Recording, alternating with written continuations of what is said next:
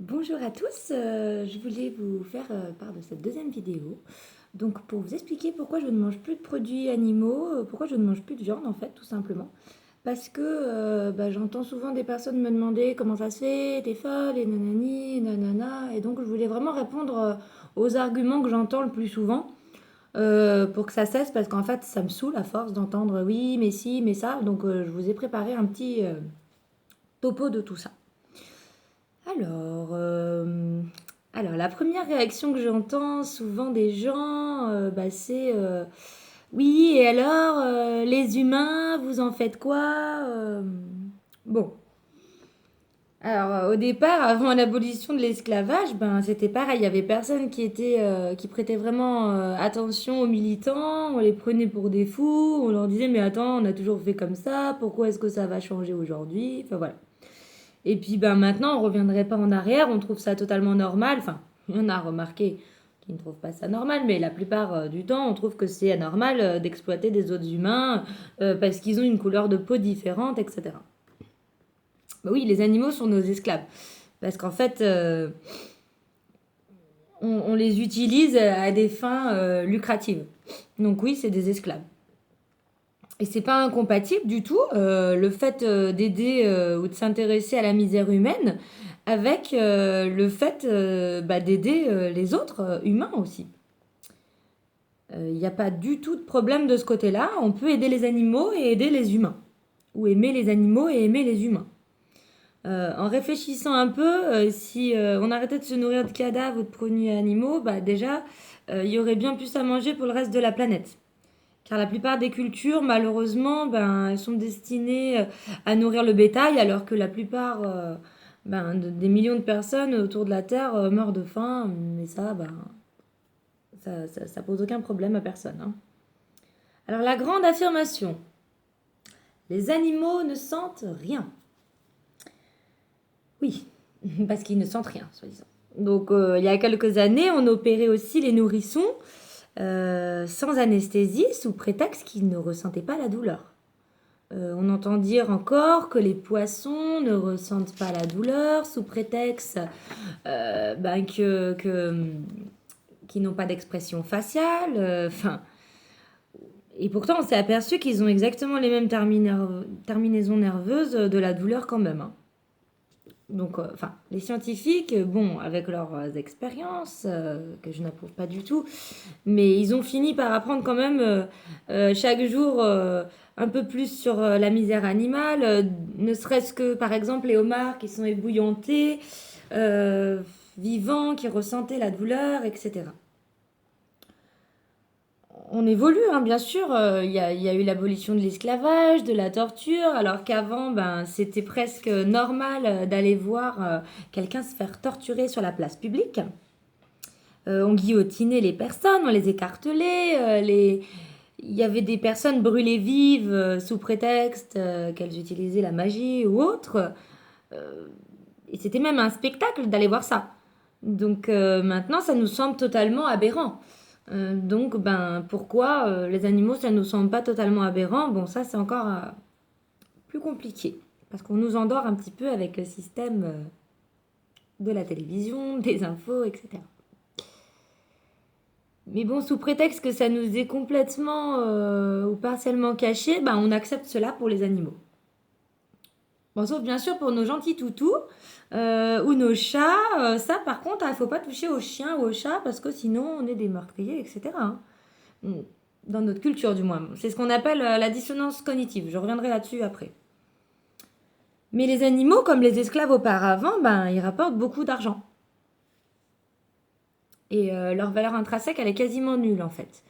Mais on a le droit aujourd'hui, pour notre usage et notre fortune, de torturer plus de 60 milliards d'animaux terrestres. Oui, oui, c'est quand même énorme, hein. Et 1000 milliards d'animaux marins. Donc, il y a une totale incompréhension éthique de ce côté-là.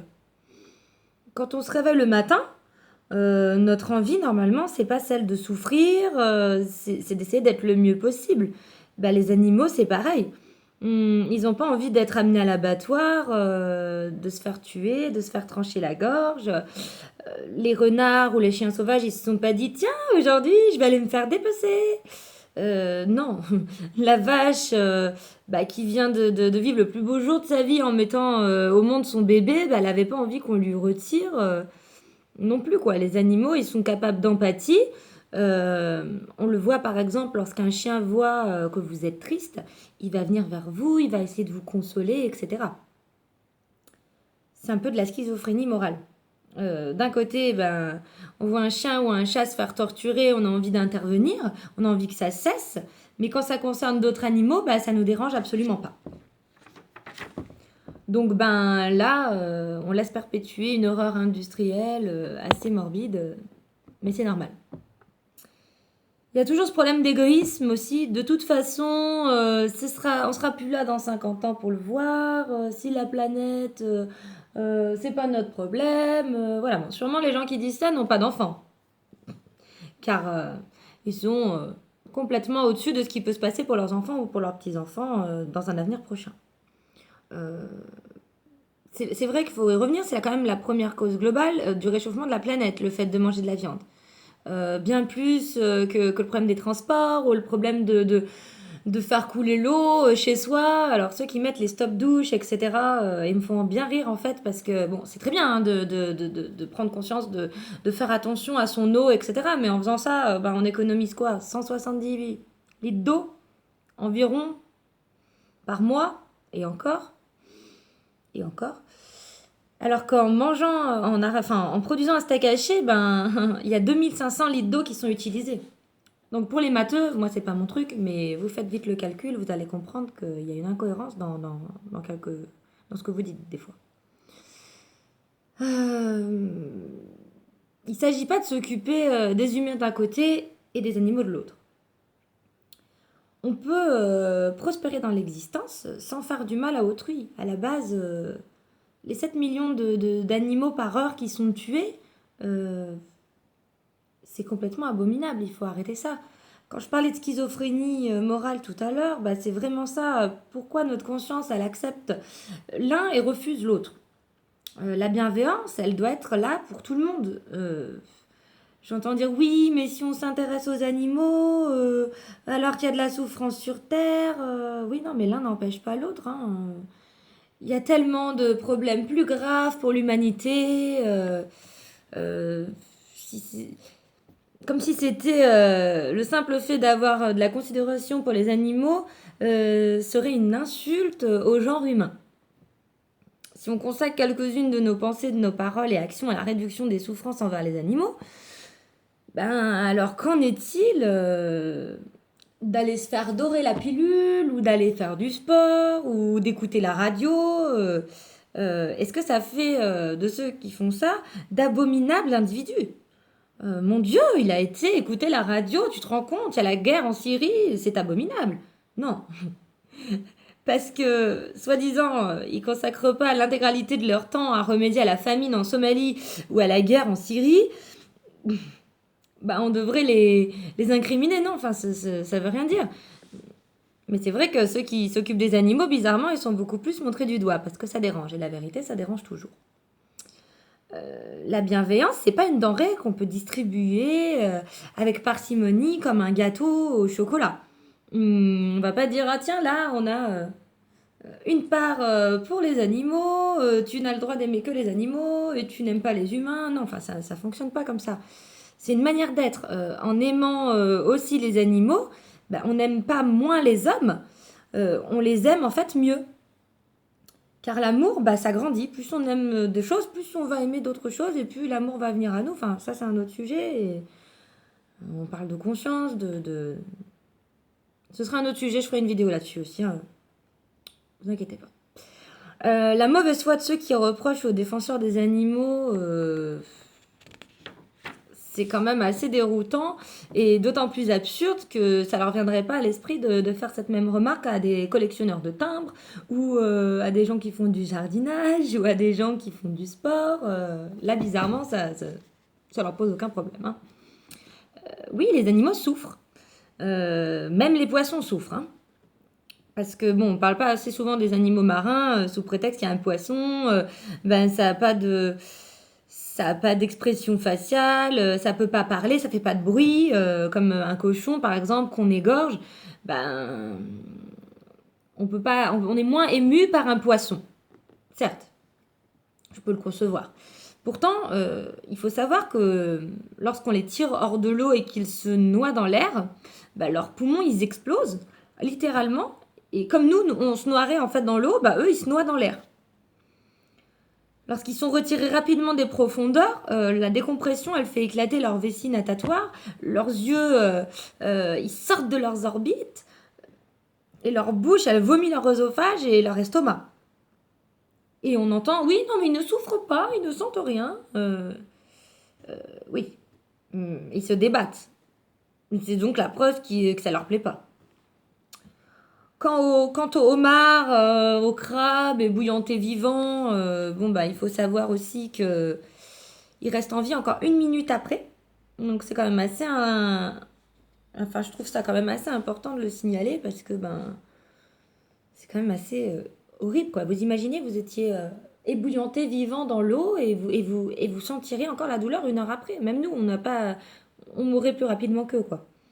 Les crevettes et les huîtres, ben, elles sont parfois vivantes encore quand on les achète. Enfin, surtout les huîtres, d'ailleurs, elles sont totalement vivantes, puisque quand on les ouvre, elles sont vivantes pour être fraîches. Donc réfléchissez un peu à tout ça, même si je sais que c'est très bon les huîtres, c'est très bon les crevettes. Avant, je mangeais de la viande et du poisson aussi, comme tout le monde, j'adorais ça, mais la souffrance, le goût d'un aliment ne vaut pas la souffrance d'un animal. Ça, c'est ma phrase culte que je répète sans arrêt, qui énerve beaucoup, mais c'est pas grave. Et la souffrance psychologique ben, des animaux, c'est complètement absurde de la nier aussi. Parce que si l'émeuglement de la vache laitière séparée de son veau et constitue pas l'expression d'une douleur physique, ben, ça en témoigne pas moins d'une profonde détresse. Il y a des études canadiennes qui ont mis en évidence la détresse et le traumatisme des vaches quand on les sépare de leur veau. Le lendemain même de la naissance, qu'on les mène aussitôt dans la salle de traite, on provoque un vrai désespoir. Donc il y a beaucoup de personnes qui m'ont raisonné aussi ben, sur le fait que la prédation et la lutte fait partie des lois de la nature. Alors, d'autres animaux le font. Un lion va tuer une gazelle, ils vont se tuer entre eux. Donc pourquoi est-ce que nous on le ferait pas? Puisque on fait partie du règne animal. Bon, et encore il y en a qui ne savent même pas qu'on fait partie du règne animal.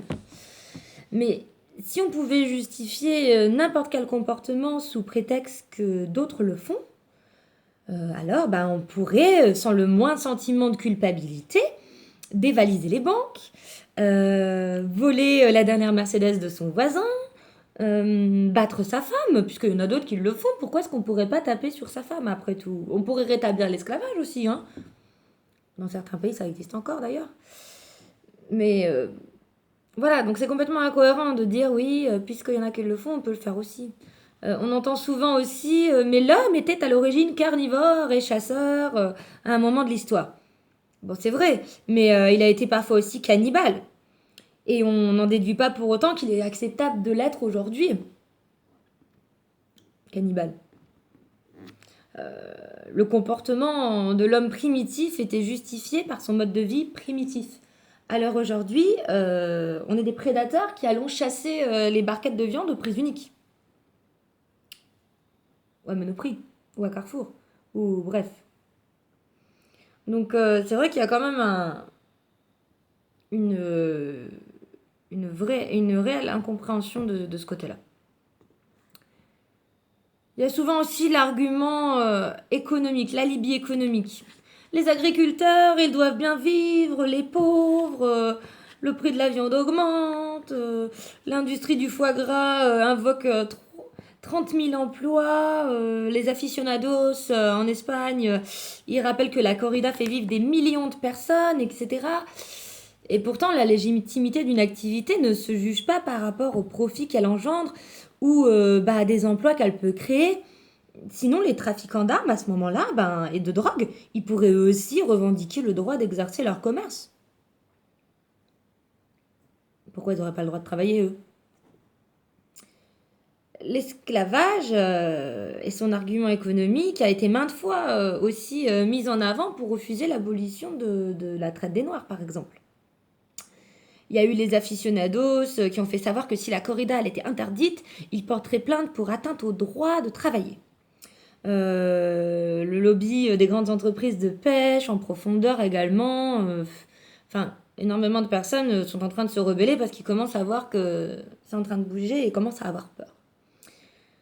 Après, faudrait-il encore que ce travail ne nuise pas à d'autres?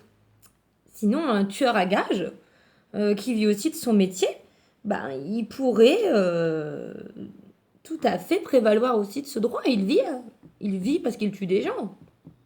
Donc pourquoi est-ce que lui, il n'aurait pas le droit de faire prévaloir son droit de travail? C'est complètement incohérent. L'homme... Ah oui, ça c'est le principal argument que j'entends. Surtout que moi, je suis dans la nutrition, donc je connais bien ce rayon. Ça fait 5 ans que je bosse là-dedans et j'en ai vu des vertes et des pas mûres. L'homme a besoin de viande pour être en bonne santé. Ça, c'est ce qu'on inculque à tous nos médecins, à tous nos diététiciens, à tous nos nutritionnistes. Même aux enfants à l'école. Enfin bref, on inculque ça à tout le monde. C'est l'argument de base qu'on entend. L'homme a besoin de viande pour être en bonne santé. En fait, c'est surtout pour faire peur et pour dissuader les personnes qui commencent à se poser des questions qu'on entend cet argument-là. Parce qu'en fait, il y a plus de 700 millions de personnes qui pratiquent le végétarisme dans le monde et qui se portent très bien, même souvent mieux que les mangeurs de viande. Donc, comme le dit bien Emery Caron, pas de viande, pas de protéines. Alors là, c'est une idée complètement fausse et complètement erronée, qu'il faut démentir une bonne fois pour toutes. Parce que l'aliment qui fournit le plus de protéines est le soja. Il en contient 40%, soit environ 2 fois plus que la viande, qui, elle, n'en contient que 15 à 20%. Donc il y a d'autres sources, bien entendu, les haricots secs, les céréales, les arachides, qui en contiennent 30%, le millet, l'orge, le blé, le maïs, le camus, etc. Dans les légumes aussi, tels que le brocoli, les épinards, la spiruline, il y en a vraiment pas mal à ce niveau-là. Donc je vous invite à aller voir sur internet. Il y a vraiment beaucoup d'infos là-dessus. Moi-même, j'en partage beaucoup sur mon mur. Et les aliments à protéines végétales, ils ont un avantage surtout, c'est que ils contiennent également des fibres et des glucides qui sont absents dans la viande. Les protéines animales n'ont aucune vertu, au contraire. Il y a plusieurs études qui prouvent par exemple une augmentation du risque de décès par cancer 4 fois supérieure aux personnes qui consomment des produits végétaux. Ceux qui consomment des produits animaux et ceux qui consomment des produits végétaux, il y a vraiment une différence grandiose là-dessus. D'ailleurs, on s'aperçoit même que les assurances dans certains pays vont faire un rabais de 20% aux personnes qui sont végétaliennes. C'est bien parce qu'elles savent qu'elles vivent plus longtemps et qu'elles sont en meilleure santé. Au bout d'un moment, je pense qu'il faut se poser des questions. Mais cela n'empêche pas l'INPES, l'Institut national de prévention et d'éducation de la santé, d'affirmer que la viande et le poisson et les œufs sont essentiels à notre alimentation et de préconiser d'en manger 1 à 2 fois par jour. L'INPES affirme également que nous avons besoin de consommer 3 produits laitiers afin de pourvoir à nos besoins en calcium. Le lait de vache est adapté au veau dans les mois qui suivent la naissance, mais pas adapté à l'humain. Il y a quand même les 3/4 de la population aujourd'hui qui sont devenues intolérantes au lactose. À un moment, il faut se poser quand même quelques questions. Le calcium, il peut se trouver, je vous rassure, dans beaucoup d'autres choses, dans les oléagineux tels que les amandes, les fruits secs, les épinards, le brocoli, le chou, l'avocat, les haricots verts, les asperges, l'ortie, les oranges, les abricots, les pois chiches, la courge, les graines de courge, les figues, les noix de coco, etc. Donc ça a été prouvé, il y a énormément d'études là-dessus, il y a énormément de documentation sur le calcium dans les végétaux. Pour ceux qui croient qu'ils n'ont plus rien manger, je vous assure, c'est pas le cas du tout. Il y a vraiment beaucoup de choix, plus qu'on ne le croit. Et pour ceux qui pourraient penser que le végétarisme affecte les performances physiques, je parle aux sportifs parce que j'étais dans le milieu du sport aussi avant, donc je connais très bien la musculation, il faut des protéines pour avoir des muscles, etc. Bon, c'est vrai, il faut des protéines, mais pas forcément des protéines animales. Je revois encore une personne que je connaissais qui, le matin, s'enfilait des litres de blanc d'œuf pour gonfler les muscles. Oui, bon, bah, pourquoi pas après, mais sauf que le problème, c'est que sa santé derrière, c'est pas forcément si bien que ça. Peut-être qu'il se reconnaîtra. Je vais pas citer de nom. Désolée, mais l'exemple, il fallait que je le sorte. Pour ceux qui pourraient penser que donc, le végétarisme affecte les performances physiques des sportifs, je vais vous citer quelques exemples. Par exemple, Carl Lewis, qui est titulaire de 9 médailles d'or aux Jeux Olympiques et de 8 titres de champion du monde. Il y a aussi Fanjas Leak, qui est le premier Indien centenaire à avoir réalisé le marathon. Patrick Baboubian, qui est dénommé l'homme le plus fort du monde, et puis bien d'autres encore. Bon, il y a aussi maintenant de plus en plus de stars qui sont sensibles à la cause animale et qui commencent à la défendre, telles que Rémi Gaillard, Nathalie Portman, qui est végane, c'est une actrice, James Cameron, qui est réalisateur d'Avatar et de bien d'autres films, Pamela Anderson, Carrie Ann Moss, l'actrice de Matrix, Michelle Pfeiffer, Pierre Brosnan, l'acteur de James Bond, enfin, etc. Heureusement, il y a de plus en plus de personnes qui osent proclamer leur désir d'un monde meilleur et qui se servent de leur notoriété et de leur popularité pour faire entendre ça. Je trouve ça très très bien. Loin des yeux, loin du cœur. Donc tous ces passages dont je vous fais part, ils sont bien expliqués dans le livre Plaidoyer pour les animaux de Mathieu Ricard, que j'affectionne énormément et j'espère avoir un jour la chance de pouvoir le rencontrer. Oui, il faut toujours espérer les choses dans la vie, c'est important. Et en fait, je sais que tout le monde ne lit pas. Donc c'est pour ça que j'ai décidé de faire cette vidéo, parce que je dis aux gens, lisez, mais en fait, ils en ont rien à foutre. Et la plupart des gens, ils me disent, oui, ils n'ont pas le temps, etc. Donc je me suis dit, je vais faire une vidéo. Comme ça va vraiment faire comprendre aux gens. Et puis je vais leur expliquer, d'après les paroles que lui a utilisées, je vais essayer de mettre mon petit grain de sel en répertoriant au mieux ses idées. Bon, bien sûr, je ne vais pas tout dire parce que le livre est fait plus de 400 pages, donc je ne pourrais pas tout énumérer, mais ce qu'il dit est vraiment très intéressant.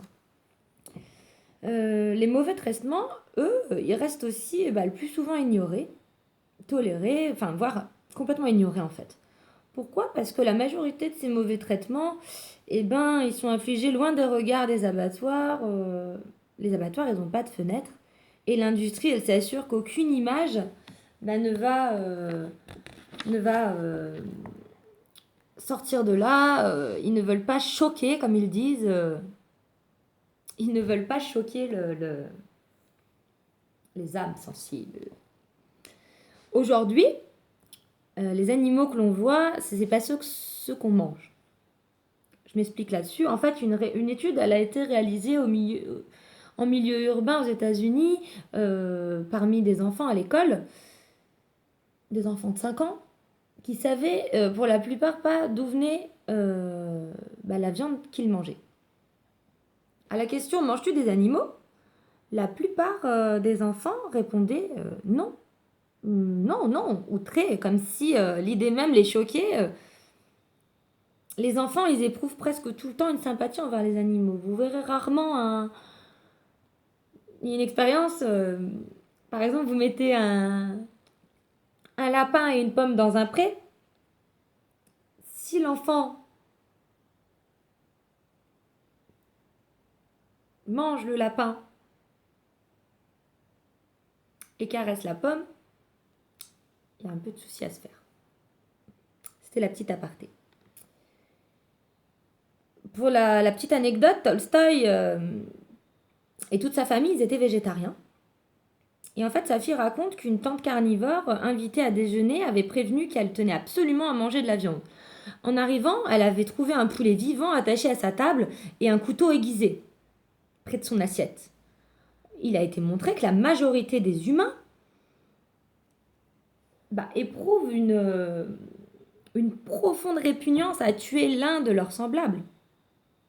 Mais tuer un animal est aussi un acte troublant.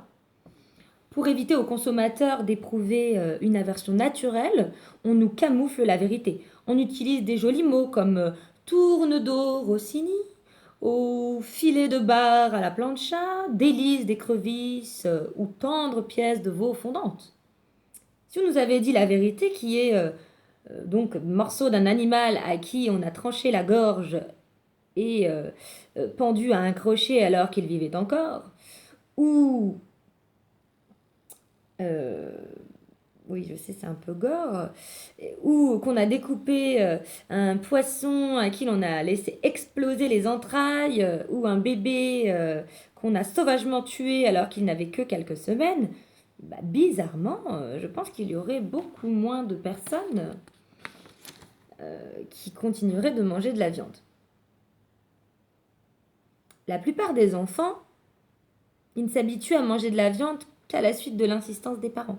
Vous remarquez, la plupart des enfants n'aiment pas la viande, ou refusent, ou font des caprices, comme on dit, pour ne pas consommer leur viande. La question est bien sûr mise à distance aussi par le gouvernement. Parce que, à de rares exceptions près, la Duostech diffusée sur Arte, où on montre très très peu d'enquêtes qui sont réalisées et qui sont dédiées à divulguer la vérité en fait. À la télévision, sur les chaînes publiques, on ne voit pas des documentaires tels que Terrien ou Love Me Tender, c'est jamais diffusé en fait. Sous prétexte que ça pourrait choquer les plus jeunes spectateurs. Alors là, je vais mettre un point d'honneur là-dessus. Pourtant, toute la journée, on nous diffuse sans arrêt des images de guerre, d'attentats, de catastrophes. Et là, bizarrement, les âmes sensibles, on s'en fout complètement en fait. Nos enfants, ils vont voir, enfin moi j'ai pas la télé, mais nos enfants, ils vont voir des horreurs à la publicité ou aux infos, parce que oui, il y a beaucoup de personnes qui laissent les informations malheureusement tourner en boucle et les enfants voient n'importe quoi. Enfin, ça ne devrait même pas leur atteindre l'esprit à cet âge-là. Ils n'ont pas du tout à savoir ce genre de choses. En plus, la plupart du temps, c'est de la diffamation. Enfin bref, c'est un autre sujet, je reviendrai un jour là-dessus. Est-ce qu'on a déjà vu une sortie pédagogique organisée par des écoles dans un abattoir? Non. Pourquoi est-ce qu'on est si pudique dans le fait d'informer les enfants du sort que subissent les animaux alors qu'il y a des actions opérées dans les écoles pour les risques d'attentats? L'électrocution, l'égorgement, l'éviscération sont-ils des scènes obscènes pour des yeux innocents? La réponse est oui. Totalement. Pour revenir à la dissonance cognitive, alors, la dissonance cognitive, je voudrais vous parler d'un petit exemple. Vous êtes invité à un dîner élégant. Vous êtes sur une table magnifiquement dressée. Il fait bon, chaud, une douce musique envahit la pièce et il y a les odeurs alléchantes qui émanent de la cuisine et vous n'avez pas mangé de la journée et votre estomac crie famine. Enfin, après ce qui vous a semblé être des heures, l'hôtesse de maison revient de la cuisine avec une marmite fumante d'un délicieux ragoût. Les arômes de viande, d'épices et de condiments et de légumes emplissent la pièce. Vous vous servez une généreuse portion et après avoir mangé plusieurs bouchées de cette viande, si tendre, vous demandez la recette à votre amie. « Je vous la donne volontiers, répond-elle. Vous prenez 3 kilos de viande de Golden Retriever que vous faites mariner 3 heures, puis... Golden Retriever? Mon Dieu! pétrifié, vous vous arrêtez net de mastiquer en réalisant le sens des mots. La viande dans votre bouche est celle d'un chien. C'est monstrueux. Et maintenant, vous continuez de manger? Ou vous êtes révolté d'apprendre que vous venez d'avaler des morceaux de chien? Bon, après, en Chine, par exemple, c'est tout à fait normal chez eux. Ils affirment que plus la viande est torturée, et plus elle est meilleure. Oui, je sais, c'est horrible. Mais tout ça pour revenir sur le fait que, oui, en fait, on a vraiment un problème avec ça en France. Dans le monde en général. On refuse, on se bat pour des animaux, alors que pour certains, on refuse totalement d'y prêter attention. Donc moi, je voulais vraiment mettre un point d'honneur là-dessus.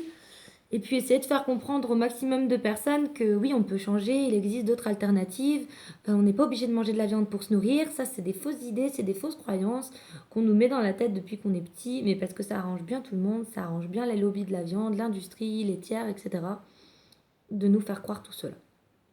Donc si vous avez aimé cette vidéo, je vous invite vraiment à la partager parce que plus il y aura de monde qui la visionnera et plus les gens pourront changer puisque tout le monde n'est pas branché lecture, etc. Au moins les vidéos courtes sont assez regardées. Donc là-dessus, je vous invite vraiment à faire un effort et à partager au maximum. J'en referai certainement d'autres parce que là j'aime bien, je commence à bien apprécier le fait de dénoncer la vérité en fait tout simplement parce que je suis une personne qui supporte pas l'injustice.